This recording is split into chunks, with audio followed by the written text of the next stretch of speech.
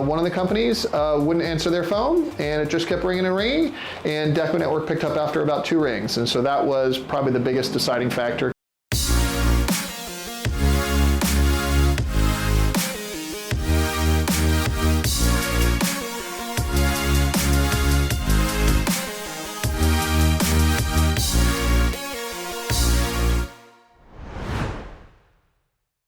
I evaluated, I think, about 4 different management platforms that offered some different benefits and challenges. And a couple things that stuck out for DecoNetwork for me is DecoNetwork doesn't require hardware infrastructure. And some of the systems I looked at required you to maintain your own servers and set up like that. A lot of powerful tools that come with that, a lot of costs and a lot of risks there, and so the fact that DecoNetwork was all web-based and so that it was not hardware reliant and always backed up was something that was very important to me, and that eliminated some of the other systems from eligibility for me.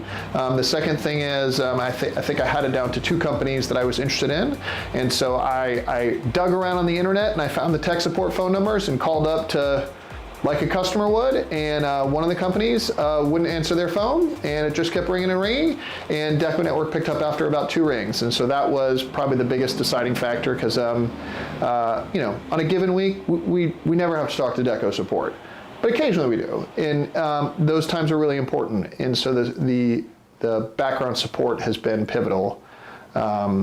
I'll just touch, since that happened, that some other tools have come into play, like the DecoNetwork owners group on Facebook and other stuff where people can share information, but the articles and online training videos cover a lot for DecoNetwork. Other operators or tech support covers a lot, but it's a big software platform. You can do a lot with it, so that there will always be more to learn.